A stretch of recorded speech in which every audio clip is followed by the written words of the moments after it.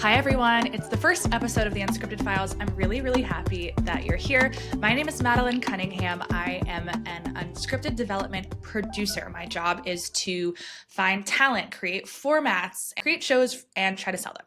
And I wanted to bring this show forward because I was noticing there was so much coverage in the scripted world about how things are made, created, distributed.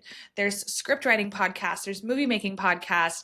And when you get to the unscripted industry, we have a ton of coverage about the entertainment itself, but nothing about behind the scenes. And I really wanted to dive into the people working behind the scenes, from creators to craft services, casting, producing, show running, and just bring these conversations I'm getting to have on a day-to-day basis to you, especially with this sort of fourth wall break we've seen in reality entertainment, as well as how savvy audiences are. It's like, we know how this works, so let's just talk to the creative people behind it. On this show, I'm interviewing everyone from current day, they're working on Southern Charm, they're working on Love Island USA, all the way to conversations about the origins of reality television on ANTM and the early days of the Wild Wild West. It's really, really fun. It's insightful. Whether you're in the industry, you want to be, or you're just curious about how this all works and you love reality television, I highly encourage you to subscribe, follow. You guys know I got to plug it. One more note. This interview was filmed before the tragedy of the Los Angeles wildfires. LA is a city that is so linked to entertainment and unscripted entertainment specifically. I highly encourage you, if you can, to donate or support, if you can find it within your means, to support the city as it rebuilds, and it will. Our first interview is with Emmy award-winning casting director Quinn Fegan. She has worked on everything from Queer Eye to Love Island USA to Alone on History Channel. We get into everything. We get into casting the heroes on Queer Eye and the addition of Jeremiah, all the way to how do you cast for a show where death is a definite possibility? And then, of course, we get into all things Love Island USA. You guys know I love the show, so I'm asking all the questions. I'm not going to make a habit out of long intros, you guys. Let's get right into it. This is Quinn Fegan, first episode of the Unscripted Files. Hope you enjoy. Really official. Quinn Fegan, welcome to the podcast. I'm so happy you're here. Thank you for having me. I totally stalked you. I was checking out after watching Love Island USA last year. I could not get over, the world couldn't get over how great the casting was. And I was like, who the hell is on this team? And I was in IMDb, super deep, found you, saw that you did Queer Eye, some other incredible shows. And I was just like, I have to talk to this person. So I'm so happy that we got to connect. Yeah. Listen, as a casting person, I respect the stock. That is, I feel, part and parcel to most people's job in unscripted. So, game recognized game. Right? The FBI skills have to be on point. So I'm sure yours are too. Tell me, I can't wait to get into all your shows, but I really just want to know how you got into this career and how this sort of resonated with you. Yeah. I'm a single child from an only parent. So I think that TV was very much a babysitter in my adolescence. And I think as I got older and I went to college, I interned at MTV and had, I think, always been interested about why do I like this show? Why do I resonate with the show? Why do I like the people on the show? Why am I continuing to watch it? And so I think that just came from watching TV and loving it. So I started at MTV and was hired in the casting department after interning, and it was just a really good match. I didn't really recognize at 21 that casting would be my thing. But yeah, I was always really interested and was good at identifying really interesting characters and also just relating to a lot of different spaces and people in those spaces. And I think doing a lot of research, which I think people are surprised to hear, that being an unscripted, whether you're in casting or development or producing, you're doing a lot of research. 100%. Whether it's, because every show, every assignment, every project is a different world. You're looking for different people in that world to fill it out, to give it color, whether it's, I mean, you've done like Ink Masters, right? So you're like knee deep in this world.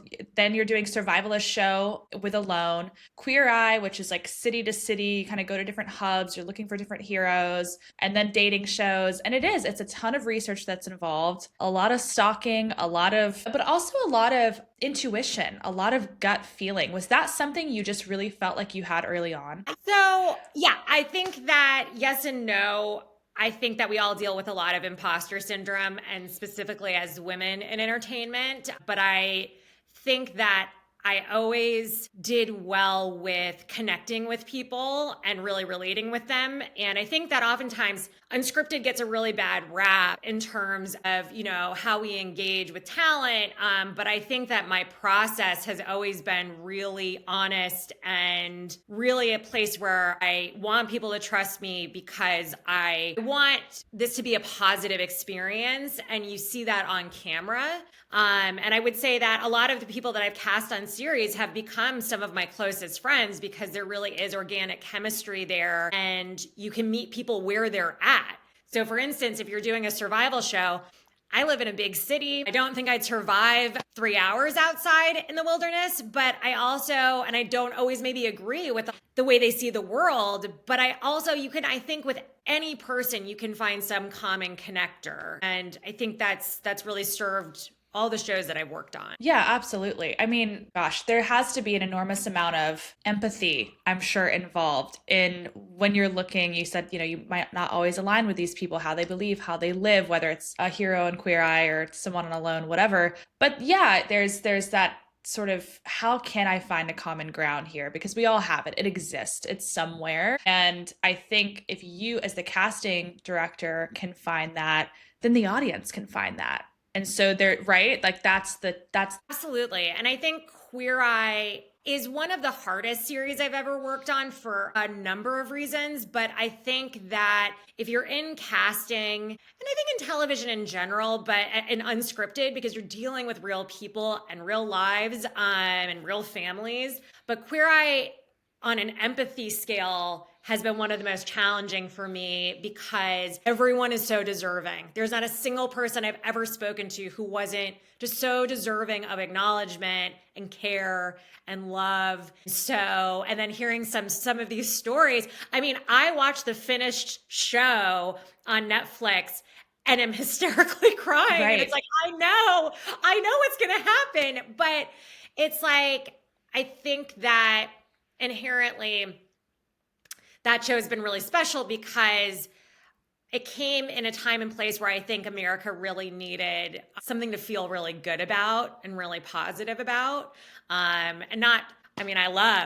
love a Real Housewives. I love a docusoap, but I think that one in particular is like, you have to be very sensitive with the heroes of that show because it's always delicate. A lot of the stuff that they're sharing is really sensitive, and that goes for almost every show, whether it's something like a docusoap or Alone, which is a survival show. A lot of these people are sharing incredibly intimate things that maybe not even their families know. So handling that with care from the beginning really sets the tone for the rest of the show.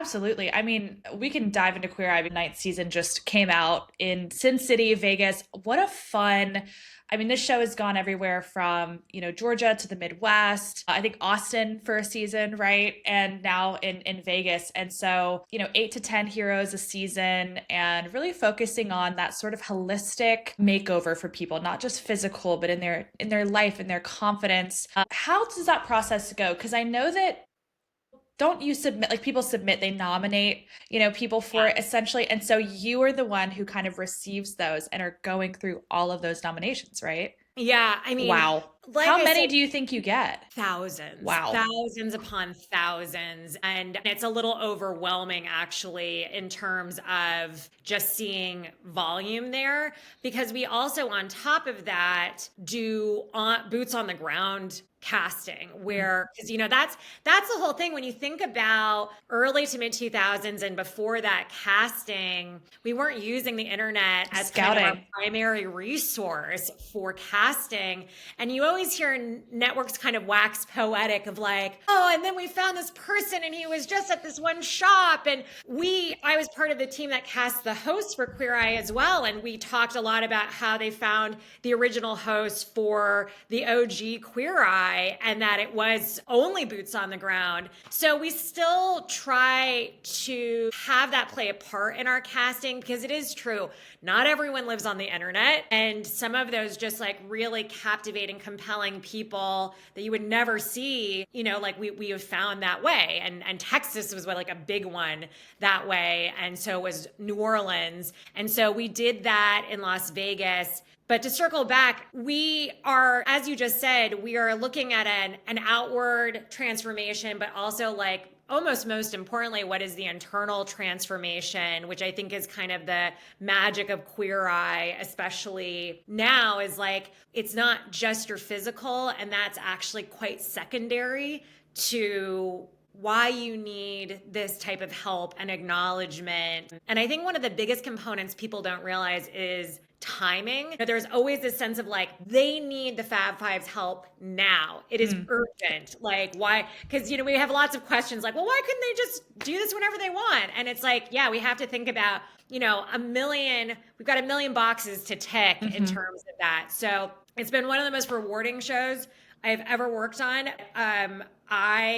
It is truly one of the most stressful as well. Yeah, if you're an empath, I just can't imagine like going through all of those submissions and then really working to craft a season, something that feels balanced, something that feels diverse. And so, so you take all the initial submissions, certain ones stick out, you're flagging them, and then you get down to your, 8 to 10, depending on the number of episodes. And who do you start to bring in when it gets down to those final, do the 5 get to have any influence on those decisions? They do. And they are, starting from, I believe last year, they are now have EP titles for the show, which is really helpful because they are the ones who really can lean into how they can help. Jen Lane, who is the executive producer of Queer Eye, has just been a tour de force in shaping that show on Netflix. And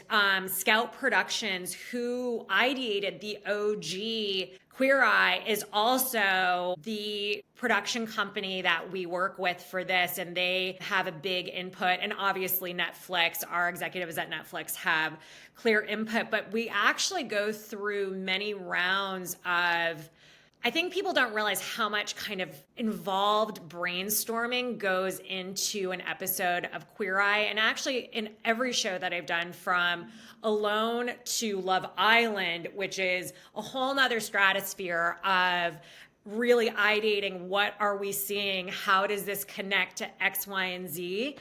But we actually have story producers who go out and visit kind of as we get to kind of get closer to those final 8 to 10, to really flesh out what are we really seeing and can we actually make genuine impact, which is really integral for that show, is that they want to walk away feeling like they've made a real difference in our heroes' lives. And working through what that arc is for every single person, what the individual impact is. Typically there's a community impact element because a lot of these people are extremely involved in their communities. And no, I can't imagine the work that really goes into honing in on each episode, making it feel so personal. And so it's just not a copy paste. Every person gets the same treatment and gets the same approach. It really feels so bespoke to that individual. And I'm sure that takes so much time and just a lot of effort creatively from a lot of different people. Yeah, when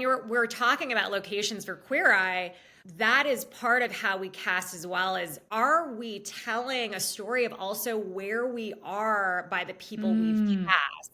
Because these locations become characters in their own right as well. And we want to represent this place that we are spending a whole season in. So making sure that something feels representative of Texas, we went through a laundry list of events that we might want to play into it, but also what is indicative of Texas? What do we think about when we think about Texas? And that could be something as simple as a rodeo to a chili cook-off. We are kind kind of ideating all of that through all of these locations while casting. I just think you guys do a fabulous job I love how you said that the location is a character in and of itself. I mean, it's just so fun to play around with all these different parts of the country and see and understand all these different people. I often, when it was filming in Georgia, I remember thinking, because I was like born and raised there. And I remember thinking, oh my gosh, how's the community reacting? I mean, you're in Southern sort of Bible Belt territory. Can you tell me a little bit about how that was even? Because like you said, it was kind of at a time when it really felt like we needed some unification in the country. It felt a little tense, and we bring forward this sort of aspirational show where a lot of the heroes think and believe differently than our hosts do. So tell me what that was like, what the community reactions were like as well. Yeah, I will give Netflix a lot of credit for taking a huge risk with bringing 5 gay men and one individual who identifies as non-binary into Bible Belt areas and very conservative areas. And I think it was very intentional, but also a risk to see how that was going to play out. But I think that the intentionality of this series from the beginning was that this was going to feel different to some of the kind of the culture of the OG one, which was also groundbreaking for its time. So before its time. We didn't have gay hosts in our home. Like, it wasn't a commonplace thing. And so that was so integral for so many reasons. But this time around, we were looking at how do these hosts also learn from the people that they're helping? You know, they're not there just to kind of dispense advice. They are also learning about people who are very different to them. And I think with kind of that open channel of communication and respect and reciprocity, it earned a lot of credibility within the community. And you see that in the first episode of Georgia, and I think it's titled God Can't Fix Ugly. But that hero was who I also cast as a trucker, who had a lot of questions about their lifestyle and how, you know, they lived, but it was a genuine curiosity. And I think that you could see his joy and like this connection that they had made. And I think that really resonated with people when people are realizing that like they're not here with an agenda and they're not here to do X, Y, and Z. It made people a lot more open and vulnerable. Absolutely. I remembered that episode, and I think it's just so easy to otherize when people aren't up close. And then when you know what I mean? And then when you're up close, it changes things. And I feel so strongly that watching those episodes play out, those interactions play out with so much grace, curiosity, understanding, I think it was so healing. And I think it gave birth to sort of earnest aspirational programming. And that word is kind of, you know, everyone wants to stay away from it, but it really did. I mean, I can't tell you the pitches, you know, that you see come through. It's Queer Eye for this, you know, is what we hear. It gave birth to a whole new sort of era of programming that felt good and I think was inspirational and bridged gaps, which is just so huge. So of the heroes on this current season, did you have a favorite sort of story that really resonated with you? Don't know if I have a favorite. I think that what is most exciting about this season is that we have a new host of kind of interior, exterior design. And he's really fit into the cast really seamlessly. And I'm really looking forward to audiences getting a chance to kind of see a new dynamic, see a fresh dynamic. And I think that we're seeing that more and more often with trends of some of our favorite ensemble casts that, you know, some people are leaving for whatever reason or pursuing other opportunities. And then you're having audiences have to get used to someone new. And what is that look like? So I'm excited to see our audience's reaction to this new host dynamic, because I think it's really amazing, and I think it's going to be really positive. Oh, Jeremiah just feels like such a perfect fit. I mean, I don't know who else was in contention when it came to sort of sliding him right in. I had the treat of being able to interview him and Nate for an HGTV show. And he was so unbelievably genuine, and he had a depth about him that I really loved. And I just think he just fits right in. And I feel like it'll feel new and fresh, as things have gone on, but it'll also feel familiar. I was going to say, Jeremiah actually had known a lot of most of our hosts already. And so there was already a real genuine dynamic there that was really helpful. And I always think that about that, like in the Real Housewives world, it's like, it really makes a lot of sense for someone to kind of seamlessly transition when they actually know people that they're working with or that they're co-talent with. When it comes to the capturing sort of someone's essence and style and executing that in their space and in their environment, I just think he's just perfect at it. So I'm so excited for this new edition.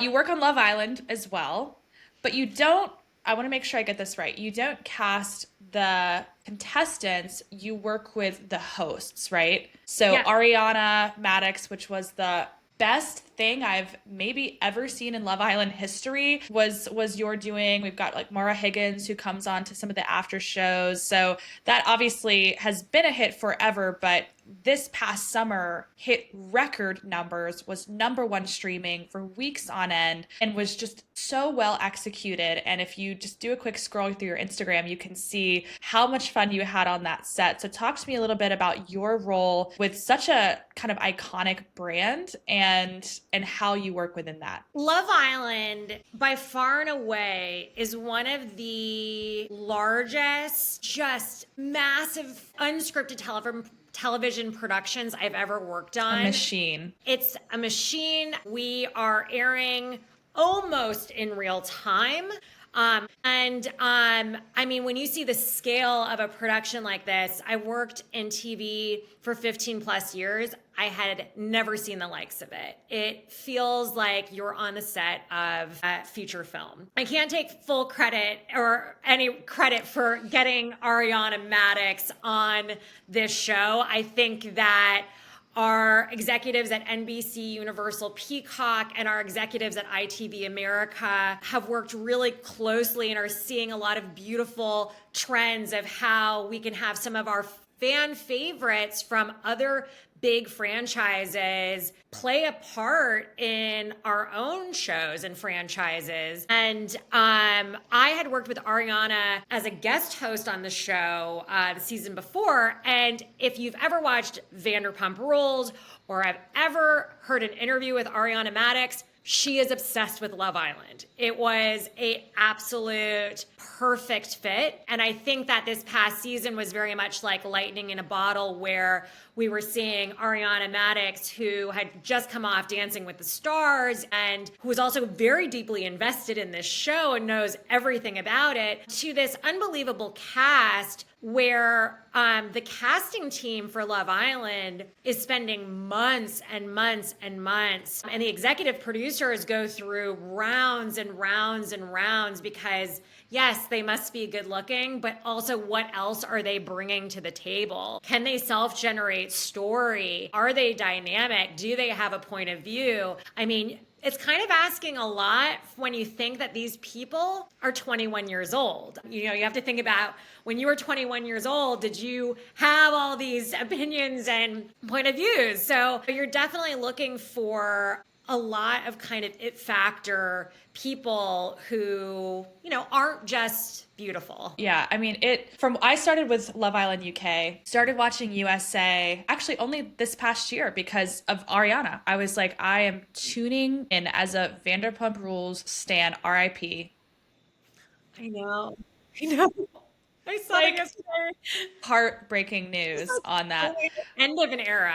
It truly, like, you want to talk casting lightning in a bottle. I've got to talk to whoever discovered them. I just don't know if it'll ever happen again. But she is just so, you know, coming off of obviously this unbelievable event that occurred, you know, with her and her ex, to Dancing with the Stars and just Chicago, I mean, Broadway, having this incredible arc and being able to showcase what she's always been. And I love the way too that hosts are treated on Love Island. Like, they're yes, the contestants are hot. The host is the hottest. Do not get it twisted. We are going, like, her looks every episode, the slow-mo camera work of her walking in, she just melted so seamlessly into the environment and has such a way about her of being playful in the way that she hosts, but also being extremely direct and kind of asking the questions and making the little comments like, oh, we've got plenty of time. She just handled each situation so well because there was a lot of intense moments. And I think it's just kind of everything you could have asked for when it came to someone handling each of those situations. Just an absolute dream. Yeah, I mean, Ariana is a student of this show and this franchise, and you can see it in the way she handles being a host, where she pulls no punches, nothing gets by her. She has observed every trick in the book from every season of every territory. So, I mean, she was so on top of it. And I think what's really interesting about when you are watching hosts of Love Island, or you're watching Love Island, you have to realize that the people who are working on these shows, not only on camera, but off camera, are working around 19 to 20 plus hours a day. I mean, it is, it is just an exhaustive, 2-month kind of marathon. Ariana's, I think, was really impactful this season was that she brought a lot of intentionality to everything about the show that she presented. So her looks,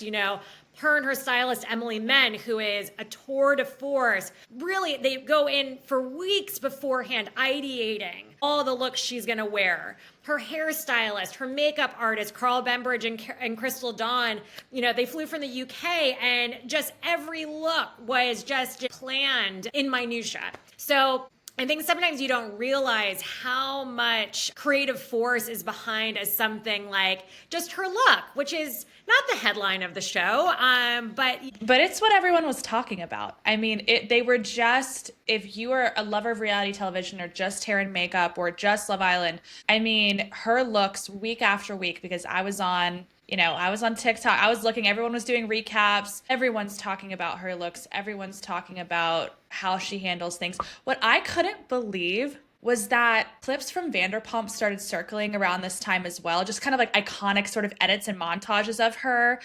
I saw people commenting going, Ariana from Love Island? And I was like, no. What do you mean? What do you mean? So they had only known her from Love Island, and we're seeing these cuts of her at Vanderpump. And I'm like, my God, there are some people who will only ever know her as the host of Love Island, which is crazy because of her like iconic presence on Vanderpump. So when you are actually in the field on set, what does your day-to-day look like? What are you managing? What are you doing in Fiji? So my job is hyper logistics, which is different from a lot of the casting work that I do. And you also have to understand that Love Island changes on a dime. We could have planned for this specific shoot or this specific look, and that can change 10 minutes before. And so I am typically navigating all of our hosts. So that's Ariana Maddox, Maura Higgins, Sally Vasquez, who is our social media ambassador, and anyone else who is a guest star on the show or on After Sun, making sure they are where they need to be, that they have enough time for all their hair and makeup, organizing their hair and makeup teams, all of their press, and their hair and makeup at times can take 3 to 4 hours. Does wardrobe have enough time? Has wardrobe fitted everything in time? Do the executive producers have enough time with them to discuss? Do we have their scripts? Do we need to do a script run through? Do you want to make changes to that? So it's a lot of kind of on the fly logistics, making sure all the hosts are where they need to be, and look exactly how they need to look for what we're about to do. It is so overwhelming to think about, honestly. Especially when you factor in the near real time sort of decisions that are made, the editing, the fact that we're all seeing it, 48 hours later, and you're discussing it. And I mean, it is just, it is absolutely wild. The fact that you say that the whole season isn't planned out when you start, because I think I know that even cast members are sort of day to day, who we're bringing in and who's a bombshell, who's even the OG sort of contestants isn't isn't thought out before. There's like some people that you're like, okay, these would be a great starter, but it changes. And so just the idea that things that you have to be that nimble and that like ready to go for 8 weeks is just, that's absolutely wild. I mean, it is so impressive as well because it's executed in a way that where we're glued to the screens. We can't stop talking about it. And that's, I think, it's just so special. Yeah, I mean, it's not for lack of effort. I think whenever I talk to people who are not in this world, who are like, Love Island, I'm like, listen, is the most thought out show I have ever seen. Our executive producers are tracking storyline, which is why they have to make snap decisions that deviate from an original plan because they're following real-time storylines. And so, and you don't, again, like, these kids aren't actors and they're not TV savvy. And so we're really kind of following whatever happens. And that just means that we're constantly pivoting. So I think that's probably why a lot of people love working in unscripted television, is that it's people who are, in a sense, comfortable with being uncomfortable and very good at kind of rolling with the punches. Yeah, 100%. It's just feels like such a monster to pull together. And again, it's one of the reasons I wanted to start this, because I was like, everything you love, every show you love, none of this happens by accident. It's a science. It is a work of so many creative people behind the scenes to create these water cooler moments that we all love to talk about. And to create something like that that breaks through this day and age is really, it's so impressive. It's such a feat. And I know it's the result of just like so much hard work coming together. I don't know, what are some things that we might not know goes into production for Love Island specifically? I think, there's a lot about they don't have their phones with them. They don't have clocks. You can't see anything. But what are some things that we might not consider that are a huge piece of kind of making it all happen? I would say the scale of how many crew members are part of it is not something people realize. We, at any given day for those 2 months, have from 500 to 800 crew members. What? Yeah, we've taken over. I did not expect you to say that. Yeah, it's like being on a feature film. It is unbelievable. And so when you think about those responsibilities of why are there that many people, you have to think about, okay, so there has to be a whole team that feeds everyone. Mm-hmm. The art department, when you see all these challenges that they're doing, and even the decoration of the house, the villa itself. I mean, that villa is created, we had some foundation, but they're literally built a villa. And they built a villa that has the ability to have secret cameras all within it. And you have to think about like the construction and ideation of that plan of like, how do we get all the angles so we're never missing anything, because there's not cameramen in there. Right. Your camera people are behind the walls. And so there's just a lot, our entire post department who is pulling all the footage and putting it all together is a whole massive team unto itself. So I think that would be the biggest one, is that I don't think people realize how big the crew is for Love Island to pull that off. I think another one that people don't know about this past season is that we had a different villa the season before in Fiji. We were in the same general location, but this was a brand new villa for us. And it made a lot of sense for thinking about 500 crew members. Like, you need a big space for all wardrobe, right? You think about whenever they have challenges, they need new clothing or bathing suits or whatever. But there was a train that was in front of the villa, like the smallest train you've ever seen, that would carry sugarcane back and forth. And it was a fully active train. So there's an entire security team that has to be there to make sure no one's on the tracks when the train comes, because you're crossing back and forth to the villa. That was like a really interesting component where they'd be like, the train's coming, and you don't have to I'd be there with Ariana, who's about to go on, being like, okay, let's just pause for the train. I could talk about this forever. I have so many, even like you're saying, down to wardrobe, what they're wearing for every date, for like the heart rate challenge, when they're all like doing their own little theme. I'm like, do they just get that given to them? Do they get to choose ahead of time? Like, how does it work? It's crazy to think about all of these, just the massive amount of coordination that goes into it. And it's not like you film and then you have months of post. It's nonstop. Right. You're just constantly, well, you get one thing done and you got a new thing. And if you think about, I mean, wardrobe, every department deserves so much credit. But because things change on a dime, tomorrow they may have planned for heart rate challenge and made sure all of those costumes fit each of those people. And the person who has figured out the music for everything, and they think about music starting, the show starts in June, they start thinking about that in January, about the compilation of music and music they need clear that they are going to use for this show. There were some big needle drops last season. Like, honestly, I was like, okay, there was some good ones. You'll have to give credit to James Barker, who is one of the executive producers of Post, who is also a DJ in his very little spare time. But he spent 6 months putting together a music list that is also being gathered in real time as big things drop throughout the summer, and to get clearances on that music. But yeah, when you think about, and I jumped to music, but when you think about wardrobe, who's been planning for one challenge, and then that night they're like, we actually want to do this other challenge, they're up nights, sometimes hand sewing half of these things. Wow. Oh, it's so crazy to think about. Even, it's just such a fun show. Are you prepping for next season right now? You are? Yeah. It is going to be back. There is going to be some surprises within the Love Island universe, that I think fans of the show are really going to look forward to.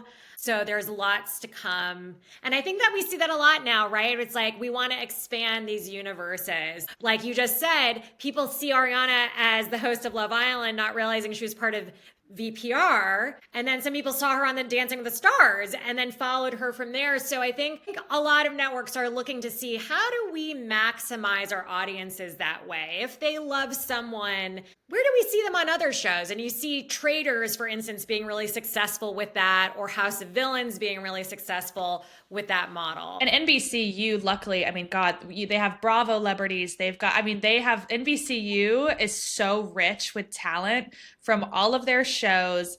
Because I develop for them, and I'm always just like pulling from their multiverse of different people and talents. It's so much fun. I do want to talk about Alone, because survivalist shows are so interesting to me for a lot of reasons. And we've, Alone, Survivor, gosh, there's just so many out there. What it's like, let's Naked and Afraid. I mean, I can go on and on. But Alone specifically has been on history since 2015. Did you start off season 1? I didn't. I came on at the end of season 4, which was our duo season, when we kind of, for the first time, broke format a little bit about them not being exactly alone. Alone together.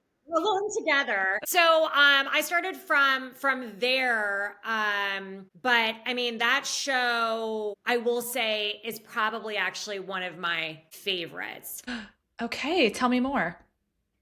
I think that in its level of organicness, casting plays one of the most pivotal roles, because those survivalists are alone out there and there aren't any producers to kind of, push to generate story or say, hey, could you actually talk about this? The casting is so important because they have to be people who can communicate what they're feeling and thinking. But this is where the research comes back into play. They have to be really, really good at doing primitive survival with very minimal items to help them. And the only way you find someone who's good at that is to actually know what's real and kind of what's BS. It's the only way, because I will say this. Anyone who does survival will say that they're great at survival. It's the people who say that they are on the fence about like not knowing their own skills. Those are the ones you want. those are the ones, the people who have a smidge of survival imposter syndrome are the ones you're looking for. It's so funny that you mentioned this because I was just reading a survey. I was just reading something and it said nearly 50% of men, specifically, some women, 20%, but 50% of men believe that they could land a plane in an emergency situation. And so I started looking into, I started looking into overconfidence and what other things people are overconfident about. And the two others are fighting off an animal and surviving in the wilderness. And it was saying that the people who are overconfident because they don't know what they don't know. And the people who actually are experts at it kind of assume everyone knows it, so they'll downplay it. It's exactly what you said. Yeah, well, and that's fascinating, and I also know. feels like it tracks. I know. And that's the thing is like, I think that people really struggle to realize how real that experience is, because when you watch anything from the comfort of your own home, it seems doable. We're all kind of armchair quarterbacks. None of it seems that hard. Like you just needs to pitch a tarp. But actually, what people don't realize is that there's such a psychological component of being alone in a challenging environment where food is not guaranteed and neither is clean water. And there's a part of you that has to be a bit feral to really be successful at that. So people who, come with their big packs and, these gearheads, like they just don't realize that they just can't kind of wrap their heads around all the weird components that you don't really think about. It's not really necessarily the most enjoyable experience. It kind of takes you to your knees and it really transforms people. I am very good friends with a lot of former cast members and their complete psyches changed from the experience and being alone that long and being in survival mode that long. But yes, I think back to like research, there's a lot of people who think that they're going to be great at this. And it's not to say that they're not great at X, Y, and Z, but I know what they're going to need to be successful out there. And that comes with research about hunting, trapping, and fishing, skills that include food procurement. And if I didn't know those things, it would be easier for someone to just say, oh, I'm great at hunting. I hunt with a bow. It's like, well, what kind of bow and what's your draw weight and what have you done and what have you done alone? So, I think, again, like having kind of that research in your back pocket helps you identify the best choices for any show that you're casting, but especially something like Alone. I grew up in my dad bow hunting and you just said draw weight. I'm like, okay, like you really have to dive in there because this show specifically requires skill. Like hard technical skill. There's no ifs, ands, or buts about it. You cannot fake it. And so you being able to dive deeper than just can you hunt, can you fish? It's like there's a technical skill set that you absolutely have to have. How do you vet these individuals? I mean, are you like, send me a video? Like, how are you sort of ensuring that they can do what they say? Yeah, Alone is actually one of the most labor-intensive casting processes I've done for any show because we need them to prove to us they can do these things. So our casting cuts we have like a huge document where they have to do a range of self-shot footage that proves that they can do what they are saying they can do. And so we're looking at hunting with a bow, a trad bow. We're looking at trapping if it's legal to do that in their area. They're looking at primitive methods of fishing. We want you to build a full shelter. We want you to invest time in this and we want to see ingenuity because we want to see that you can make things out there because you're only going in with 10 items. So that I actually think is the one of the barriers to entry is that people are like, God, just the casting process is such an investment, which helps us as well. Yeah, it helps you weed people out for sure. Is there anything that people do, and maybe this is across the board for any show, but is there any sort of thing that people can do or say during a casting process that's an immediate red flag to you? Yes. the number one red flag. Me and my other colleagues always, and the executive producers always joke about this. If someone says they're going to be out there longer than 100 days just from the interview, that is the first red flag, or that we would have to drag them out of there, that this is going to be the best time of their lives. Anything in that ilk of lack of self-awareness of how difficult this is the first red flag. Overconfidence, like I said, is typically a hallmark of lack of experience in the outdoors. And it sounds like you went hunting with your dad, you will know that this is the most unpredictable experience to be out in the woods. And where we're bringing them is intended to be even more difficult than kind of your baseline outdoor experience. Yeah, the overconfidence it's actually, honestly, frankly, even what I do has become a huge flag for me. Anytime people kind of speak in hyperbole or are super overconfident, I just immediately get a little,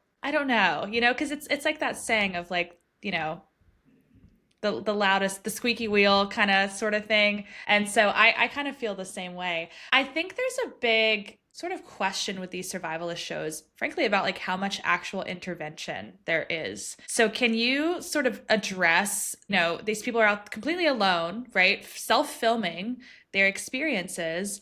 How much sort of intervention is there? And is there, like, how do you determine when is appropriate to intervene in these situations? Yeah, I mean, alone is definitely an experience where people have to realize that there is a legitimate risk of death. It is no joke, which is why also the casting is very important, that we're putting people out there that can handle situations with very serious weather and very serious predators, because those are the two hallmarks of that show. And so we have a safety team that is on standby, and they are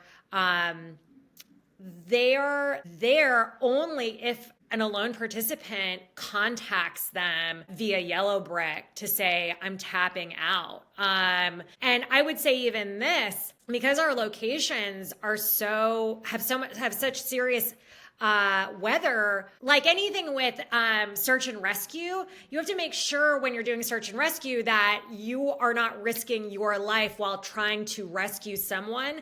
And that also is a rule for the safety team and the search and rescue teams that we work with, that if the weather is that serious, we have to take into account, are we going to make it to get that person? So it is honestly one of the realest, most serious series I've ever worked on, and the danger is real. I mean, I go out there every year with them to do a training camp at site, so they know safety protocols.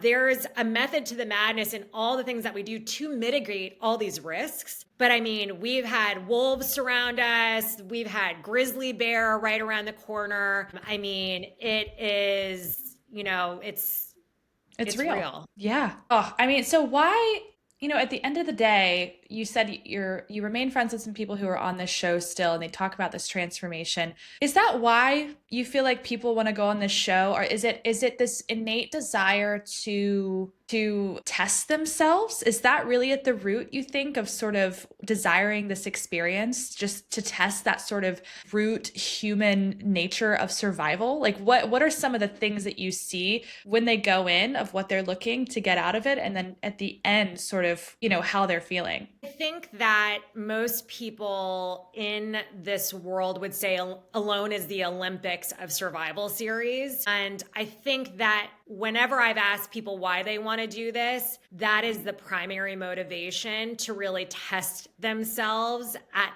this level.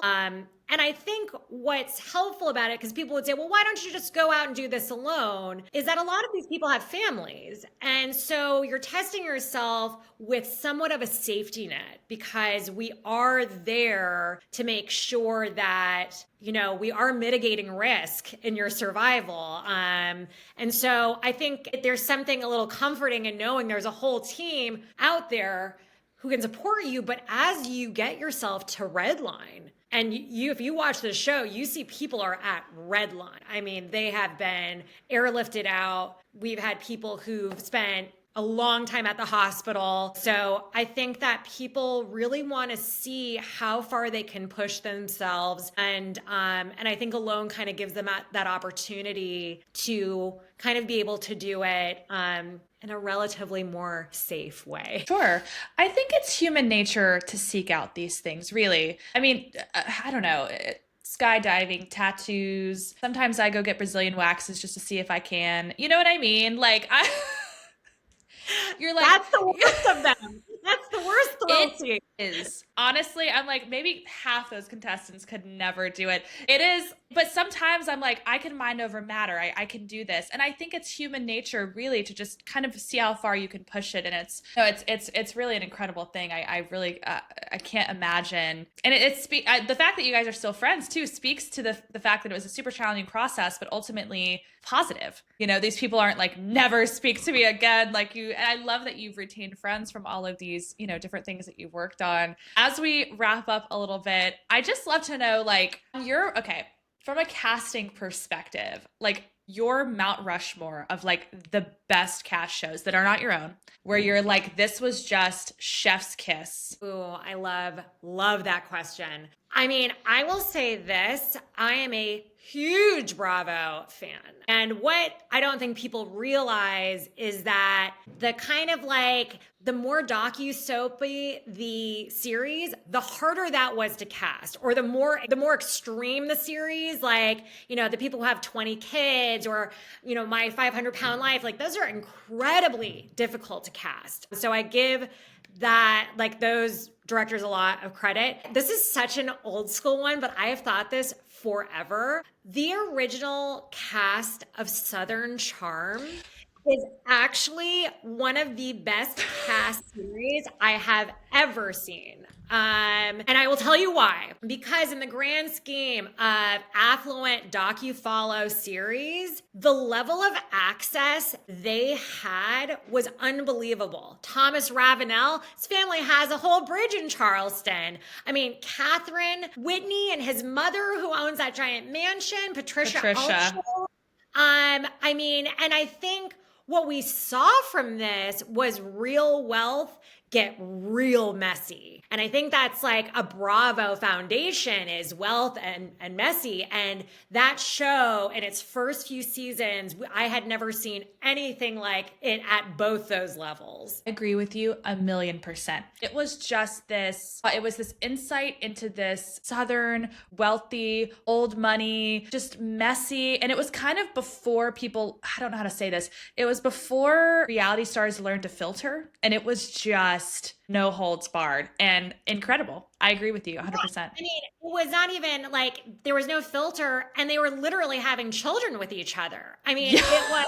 And I think you so rarely see old money on series because they are typically quite resistant to exposure like that. But I think the proof is in the pudding with how great the casting was for that show, because you see how many cast members had their own spin-offs, from like Southern Hospitality to the dating show with Shep. I mean, I think to Craig being on a lot of episodes of Summer House. I mean, you just kind of saw that. It's like that was an amazing lightning in a bottle cast. Yeah, some amazing instincts. I mean, you look at Craig, you look at Paige now. Like, it's just, there's so many characters that you love to love or love to hate or hate to love, and it's just such good stuff. And I, again, being only growing up 2.5 hours from Charleston, like I just eat it up every single time. So it's it's so good. If there was let me think, what do I want to ask you? What are you just love watching? Like right now, what are you binge watching? What are you keeping up with? I'm a huge Real Housewives aficionado. I'm really interested in seeing the trends that Bravo is having with reshuffling casts. And I'm very interested to see how new cast members do within existing dynamics. And we kind of talked about that with Queer Eye. I am loving Real Housewives of Salt Lake City's newest cast member, Bronwyn. He is unbelievable. And I think there was like quite a heavy lift. I think when you have people with a lot of wealth and access, it is a heavy lift to get these people to be on these shows and really reveal so many things. And I kept on thinking as I was watching it, God, I mean, her, it must have taken a lot of conversations with her and her husband to get this going. So I love that. I'm really liking this trend of everything's like Mormon. I'm gonna ask, tell me you've seen Secret Lives of Mormon Wives. You talk about getting people to reveal things. I could not believe how transparent and in their lives they were. The commentary, I was like, it was so refreshing, honestly. My jaw was on the floor. My jaw was on the floor. I was not hopeful, I hate to say it, for that series when I saw the ads or the promos for it. The first 20 minutes of the first episode, it was like I couldn't believe it. And I think what really, like you just said, the level of access production got to their personal lives, because it's one thing, all those girls are on TikTok, right? So like, we know that they're okay with showing X, Y, and Z of their lives, but they got their husbands, their families, their children. I mean, it's everyone. And I mean, we were seeing like kind of Mormon prayer happening over kind of newborn baby, like, I was amazed to see that we got that level of access. And I mean, Secret Lives of Mormon Wives. I mean, I wish I could watch it again for the first time. I can't wait for the second season. Damn good TV. And I had the same reservations as you, where I was like, I've seen this play out on TikTok. Why do I need to tune in? And that's a question that even in show development, you get asked constantly. If I could see it on my phone, why do I need to tune in? And damn, if they did not make us tune in. And I just, again, could not believe the level of transparency these young women were giving into their lives, into their relationships, how messy it was, their sex lives, their marriages. I mean, it was, and then they just left us on a cliffhanger that was just unbelievable. I think I screamed at the TV. Just damn good TV, real good. Yeah, I was feeling, and I was really happy about, like, television's going through a moment right now, and there's a lot of challenges, but when something's greenlit immediately with a 20 episode order, it's like, good for you guys. Exactly.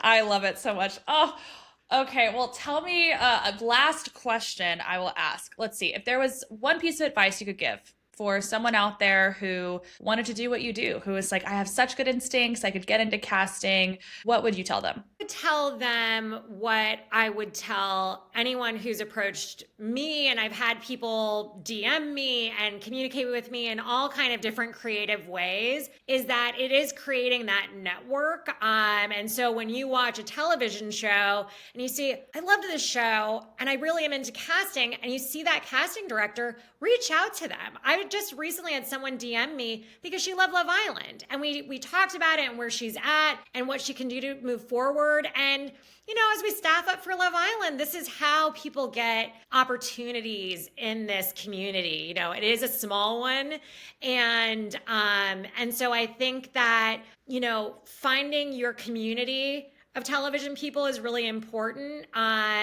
And reaching, not being afraid to kind of reach out, and not being afraid to know that you're going to work really hard, and kind of going in eyes wide open about that. Working behind the scenes is not always as glamorous as like it might appear. When you have good people around you, it makes it worth it. Yeah, no, I agree with you 100%. It is that mentorship, that reaching out, not being afraid. I was talking to someone the other day that I screenshot all my rejections, because the thing that keeps you from reaching out is what? An email in your inbox that says no? Like, that's it. That's all it is, And so I love that you are so open to people reaching out to you. You were so even open to me wanting to have you on to chat. And it's just, I think it's so important, because this industry can feel secretive and gatekeepy, and like it's only reserved for special people. And I do think there's a way for people to get in who are really passionate. So I appreciate you so much for spending time with me, for chatting. All things reality TV. I love that you're in some of all of our favorite shows, but you also just are a connoisseur and a lover of it in general. I feel like I could talk to you about it all day. I was going to say, thank you so much for the invite. I could chat with you about reality TV actually all day. So thank you so much. This was really fun. Yeah, absolutely. And we will look forward to, we're going to all enjoy the new season of Queer Eye, and we will look forward to whatever is awaiting us for Love Island this summer.